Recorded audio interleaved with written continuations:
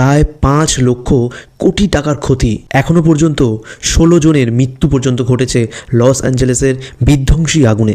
আগুনের লেলিহানে প্রায় 2000-এরও বেশি ঘর পুড়ে ছারখার হয়ে যায়। ভাইস প্রেসিডেন্ট কমলা হ্যারিসের ঘর তৎক্ষণাৎ খালি করা হয়। প্রিয়াঙ্কা চোপড়া যেখানে থাকে বা আরও হলিউড স্টারেরা যেখানে থাকে সেই সান্টা মনিকা এবং মালিবুর মধ্যবর্তী অঞ্চল প্রায় 12,000 একর জমি আগুনের লেলিহান গ্রাসে ছারখার হয়ে যায়।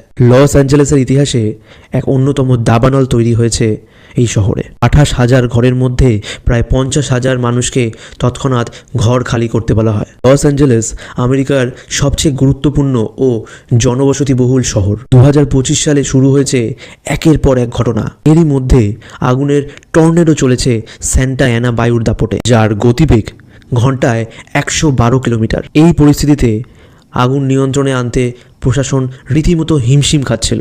শহরে জারি করা হয়েছে ন্যাশনাল এমার্জেন্সি। পরিস্থিতি আজ বড় ভয়ানক হয়ে উঠেছে লস অ্যাঞ্জেলেসের বুকে। প্রায় 3 লক্ষেরও বেশি মানুষ ঘরের বাইরে। ভিডিওতে জানা তথ্য ভালো লাগলে অবশ্যই ভিডিওটি লাইক করবেন এবং ফেরিওয়ালা পেজটিকে ফলো করবেন।